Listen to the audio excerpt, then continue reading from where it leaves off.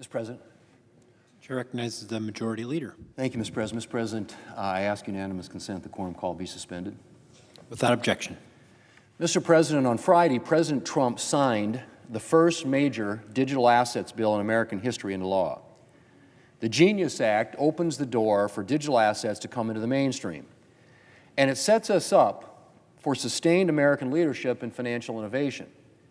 Thanks to the work of Senators Lummis and Hagerty and Chairman Tim Scott, the Genius Act will help, as President Trump said, make America the crypto capital of the world.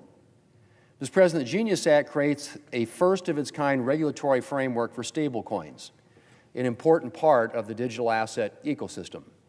$250 billion in stablecoins is in circulation today, up 22% just this year. On an average day, around $100 billion in transactions is executed using stablecoins. And the vast majority of those stablecoins are backed by the U.S. dollar. Stablecoins have an important role to play in payments. While digital asset advocates generally believe in holding Bitcoin because of its price fluctuations and growth in value over the last several years, stablecoins offer both the speed and security of the blockchain and the stability and usability of a dollar bill. And since most stablecoins are backed by the dollar, this represents an opportunity to strengthen the dollar and, by extension, the economy. Mr. President, when it comes to digital assets, in many ways the future is already here. The question is whether we welcome that future. The Genius Act offers an emphatic yes to that question. After years of stablecoins operating in a legal gray zone, the Genius Act finally lays out a clear regulatory framework. That includes consumer protections so Americans can trust who they're doing business with when they purchase stablecoins. The bill's light touch and tailored standards will provide consumers with confidence while promoting continued innovation right here in the United States. And its enforcement provisions offer clarity to stablecoin issuers and ensure accountability for violations. Mr. President, the Genius Act also protects against bad actors using stablecoins for malicious purposes. It holds stablecoin issuers to the same standard as other financial institutions subject to the Bank Secrecy Act. That means issuers will need to monitor and report suspicious activity, comply with U.S. sanctions, and block transactions that violate state and federal law.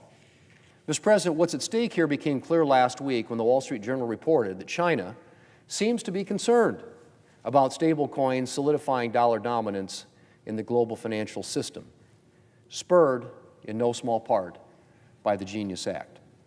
It's clear that the Genius Act is already helping our country secure American leadership in this important space. We want stablecoins to be made in America.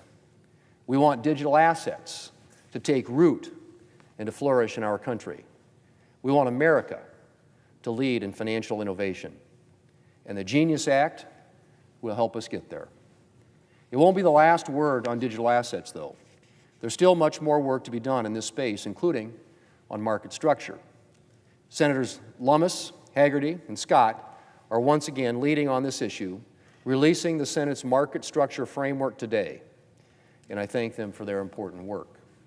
And I want to say that the next steps on digital assets should look to the Genius Act as a model, both for its light touch and pro-innovation approach, and for the bipartisanship that characterized the process.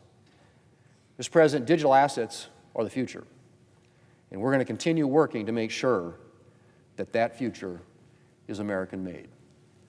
Mr. President, I yield the floor, and I suggest the absence of a quorum. Clerk will call the roll. Ms. Alsobrooks.